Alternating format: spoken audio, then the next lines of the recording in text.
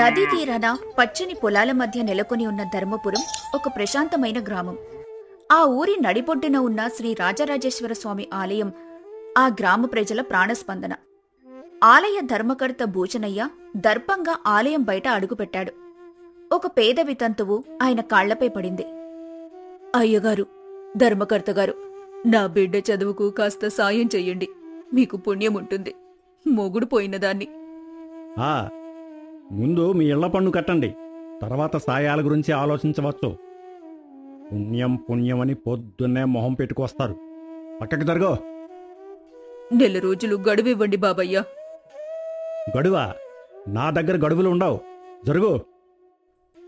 ఆమెను నిర్దాక్షిణ్యంగా నెట్టివేసి భూషణయ్య గర్వంగా ఆలయంలోకి ప్రవేశించాడు. ఆ సమయంలో పూజారి ధర్మారావు గర్భగుడిలో మంత్రాలు చదువుతున్నాడు. ఏమయ్యా పంతులు, పూజలు బాగా సాగుతున్నాయా? భక్తులు వేసే కానుకలు ఈ మధ్య తగ్గినట్లున్నాయి. మీ మంత్రాల్లో పస తగ్గిందేమో.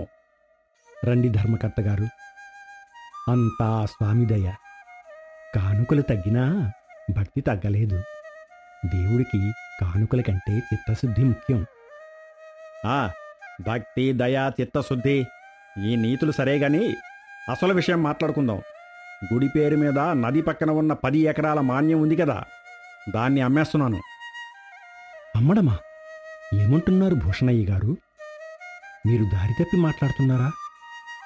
అది దేవుడి మాన్యం, మన ముత్తాతల కాలం నాటిది. దాన్ని ఎలా అమ్ముతారు? ఓహో, పట్నం నుంచి ఒక పెద్ద వ్యాపారి వస్తున్నాడు, చక్రవర్తి గారని. అక్కడ నూలు మిల్లు కడతాడట. మనకో, అంటే నాకు మంచి లాభం వస్తుంది. ఎందుకైనా మంచిది. నువ్వు నోరు మూసుకున్నందుకు నీకు కూడా ఏదో కొంచెం ఆ వచ్చే లాభంలోంచి ఒక అరభాగం ఇస్తారే. భూషణయ్య గారు, క్షమించండి. అది దేవుడి సొమ్ము. దాన్ని అమ్మే హక్కు మనకు లేదు. ఆ మాన్యం మీద వచ్చే ఆదాయంతోనే ఈ గుడిలో నిత్య ధూప దీప నైవేద్యాలు, ప్రతి ఏటా కరువు వచ్చినప్పుడు అన్నదాన సత్రం అన్నీ నడుస్తున్నాయి. అది మన పూర్వీకుల సంకల్పం.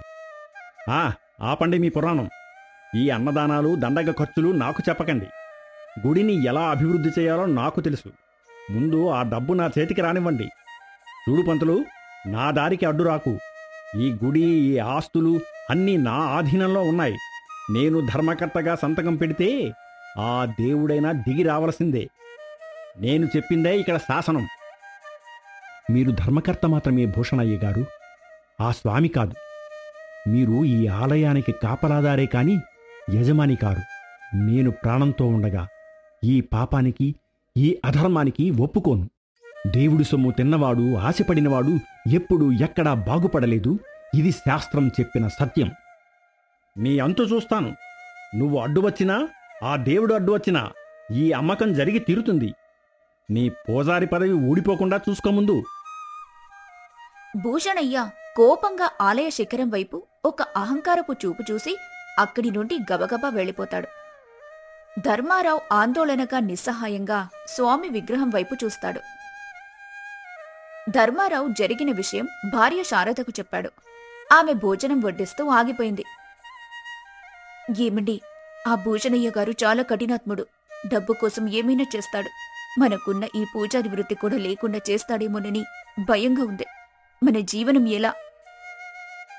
భయపడకు శారదా. మనం నమ్ముకున్నది ఆ దేవుడిని, ఈ మట్టిని కాదు. మన జీవనం ఆపే శక్తి ఆయనే ఇవ్వలేదు. ఈ భూషణయ్యకు ఎక్కడిది? కాని ఆయన బెదిరింపులు తలుచుకుంటే మనల్ని ఈ గుడిసె నుండి వెళ్ళగొడితే ఎక్కడికి పోతాం? ఇది కూడా గుడి స్థలమే కదా. మన అబ్బాయి పట్నంలో చదువుకుంటున్నాడు. వాడికి డబ్బు పంపడం కూడా ఆగిపోతుందేమో.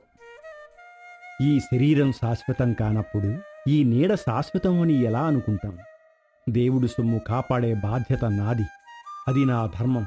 నువ్వు చూస్తూ ఉండు, ఆయనే మనల్ని కాపాడతాడు. దేవుడి గూటి కింద ఒక పాత నల్లబడిన చెక్క పెట్టె ఉంది. అది వారి తాత ముత్తాతల నాటిది. ఈ పెట్టెలు, పత్రాలు భద్రంగానే ఉన్నాయి కదండి. ఇది కేవలం పెట్టె కాదు శారదా, మన వంశానికి, ఈ గుడికి ఉన్న బంధం. దీనిని కాపాడుతున్నది నేను కాదు, ఆ స్వామి.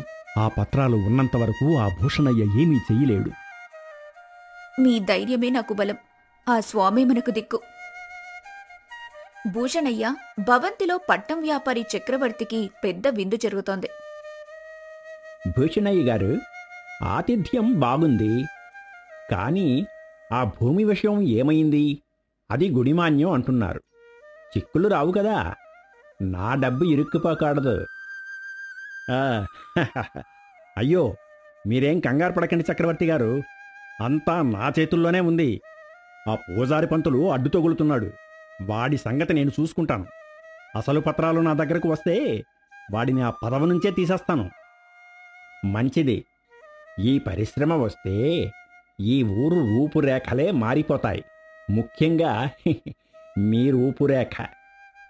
వ్యాపారి వెళ్లిపోయిన తర్వాత భూషణయ్య తన సేవకుడు రమణను పిలుస్తాడు. రమణా, ఆ పంతులు మాటలతో వినడు. ఈ రాత్రికి నువ్వు వెళ్ళి ఆ పంతులు ఇంట్లో ఉన్న గుడి మాన్యం అసలు పత్రాలు దొంగిలించుకురా. ఆ చెక్క పెట్టి ఎక్కడ ఉంటుందో నీకు తెలుసు కదా. నోర్మోయ్, పాపం పుణ్యం నాకు చెప్పకు, నేను చెప్పింది చెయ్యి. అయ్యో, నా వల్ల కాదండి, అది దొంగతనం, పైగా దేవుడి ఇంట్లో. నన్ను వదిలేయండి బాబయ్యా. వెళ్తావా నీ కుటుంబంతో సహా ఊరు దాటించనా? నా గురించి నీకు తెలుసు కదా. నీ కూతురికి పెళ్లికి అప్పు ఇచ్చింది మర్చిపోయావా? ఆ అప్పు కింద నీ కూతురిని నా పొలంలో కూలిగా పంపిస్తా, జాగ్రత్త. అయ్యో, నా కూతుర్ని ఏమీ అనకండి. వెళ్తానయ్యగారు. చిమ్మ చీకటి. రమణ భయంగా అడుగులో అడుగు వేసుకుంటూ ధర్మారావు ఇంటి పెరటి వైపు నుండి గోడె దూకి లోపలికి ప్రవేశిస్తాడు. ధర్మారావు, శారద గాఢ నిద్రలో ఉన్నారు. వారి శ్వాస చప్పుడు కూడా రమణ గుండె చప్పుడు ముందు తక్కువగా వినిపిస్తోంది. రమణకు దేవుడి గూటి కిందున్న ఆ పాత చెక్క పెట్టె కనిపిస్తుంది. స్వామి, నన్ను క్షమించు. ఈ పాపం నాది కాదు, నా యజమానిది. నా కూతురి కోసం ఈ తప్పు చేయక తప్పడం లేదు తండ్రి. వణుకుతున్న చేతులతో రమణ ఆ పెట్టెను సమీపిస్తాడు. దాన్ని తెరవబోతుండగా ఆ పెట్టెకు గోడకు మధ్య ఉన్న చీకటి సందులోంచి బుస్సుమని గట్టిగా శబ్దం వస్తుంది. ఆ పెట్టె వెనుక నుండి ఒక పెద్ద నాగుపాము దాదాపు మనిషి ఆకారంలో గట్టిగా బుసకొడుతూ పడగ విప్పుతుంది. దాని కళ్ళు ఆ చీకటిలో నిప్పు కణికల్లా మెరుస్తున్నాయి. దాని పడగ మీద స్పష్టంగా విభూది పట్టీలు కనబడుతున్నాయి. అమ్మో, నాగుపాము! స్వామి, రాజరాజేశ్వరా! రమణ ప్రాణభయంతో ఆ పెట్టెను అక్కడే వదిలేసి ఎలా దూకాడో అలాగే పెరటిగోడ వైపు పరిగెత్తి వెనక్కి తిరిగి చూడకుండా భూషణయ్య భవంతికి పరిగెత్తుతాడు. అక్కడా స్వామి, పాము రూపంలో నన్ను కాటైపోయింది. ఆ పత్రాలు నేను తేలేను, అది సాక్షాత్తు నాగరాజే. ఛీ, పనికి మాలినవాడా! ఒక పామును చూసి పారిపోయి వస్తావా? అది ఆ పంతులుగాడు పెంచిన పామై ఉంటుంది. కాదు బాబయ్యా, అది మామూలు పాము కాదు. దాని పడగ మీద బొట్టు ఉంది, అది దేవుడే. ఆపు నీ సొల్లు. ఆ పత్రాలు నాకు ఈరోజే కావాలి. ఆ పంతులుగాడి అంతు చూస్తాను. నువ్వురా, నేనే వస్తాను. నాకు అడ్డొచ్చిన పాముతో సహా ఆ పంతులను కూడా. భూషణయ్య కోపంతో ఊగిపోతూ రమణను ఈడ్చుకుంటూ ఆలయం వైపు బయలుదేరుతాడు. అప్పటికే ధర్మారావు ఆలయంలో అభిషేకానికి సిద్ధమవుతున్నాడు. భూషణయ్య అపవిత్రంగా చెప్పులతోనే ఆలయంలోకి ప్రవేశిస్తాడు. ఎక్కడరా ఆ పత్రాలు? నా గొంతు నొక్కాలని చూస్తావా? నువ్వో నీ పాము కలిసి నన్ను ఆపగలరా? ఈ రాతి దేవుడు నిన్ను కాపాడతాడా? భూషణయ్య గారు, ఇది గుడి. కనీసం పాదరక్షలైనా విడిచిరండి. ప్రశాంతంగా మాట్లాడండి. ఆ పత్రాలు దేవుడివి. అవి నా ఇంట్లో నా స్వామి పాదాల దగ్గర భద్రంగా ఉన్నాయి.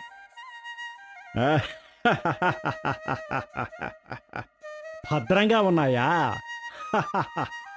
ఆ దేవుడి సొమ్మా? చూడు, ఆ దేవుడి సొమ్మునే ఇప్పుడు నేను తీసుకుంటున్నా. ఏం చేస్తాడో చూస్తా. నువ్వు నన్ను ఆపలేవు, నీ దేవుడు నన్ను ఆపలేడు అంటూ భూషణయ్య గర్భగుడి ముందున్న పెద్ద కాంస్య హుండీని బలంగా తన్నడానికి కాలు పైకెత్తుతాడు. ఇది కదా అసలైన దేవుడి సొమ్ము, దీన్నే పగలగొడతాను అని గట్టిగా అరుస్తాడు. ఆ మరుక్షణమే భూషణయ్య పైకి ఎత్తిన కాలు కిందకు దించకముందే ఒక్కసారిగా వింతగా భయంకరంగా అరుస్తూ గుండె పట్టుకొని నేలమీద కుప్పకూలిపోతాడు. అతని కాలు చెయ్యి చచ్చుబడిపోయి నోటి నుండి మాట రాదు. కళ్ళు భయంతో ఆ స్వామి విగ్రహం వైపే చూస్తూ ఉండిపోయాయి. భూషణయ్య గారు, ఏమైంది? అయ్యో రమణ, వైద్యుణ్ణి పిలవండి త్వరగా. రమణ ఆ దృశ్యానికి భయపడి స్వామి అని అరుచుకుంటూ వైద్యుడి కోసం గ్రామంలోకి పరిగెడతాడు. కొద్దిసేపటికే వైద్యులు, గ్రామస్తులు గుమికూడతారు. అయ్యో, భూషణయ్య గారికి తీవ్రమైన పక్షవాతం వచ్చింది. కుడివైపు భాగం మొత్తం చచ్చుబడిపోయింది. బహుశా మళ్ళీ మాట్లాడలేకపోవచ్చు, నడవలేకపోవచ్చు. ప్రాణం నిలిచిందిలే, ఆ దేవుడి దయ.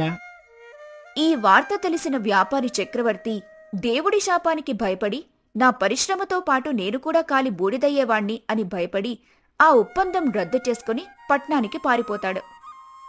మంచం మీద కదల్లేని స్థితిలో ఉన్న భూషణయ్య తన భవంతి కిటికీ నుండి తన కళ్ల ముందే ఉన్న ఆలయ గోపురం వైపే భయంగా, పశ్చాత్తాపంతో చూస్తూ ఉండిపోయాడు. అతని కళ్ల నుండి నీరు కారుస్తూ ఏదో చెప్పాలని ప్రయత్నిస్తూ మూగగా రోదిస్తూ ఉంటాడు. కొన్ని రోజుల తర్వాత ఆలయ మండపంలో, దేవుడున్నాడండి, మన ధర్మాన్ని, మనల్ని కాపాడాడు.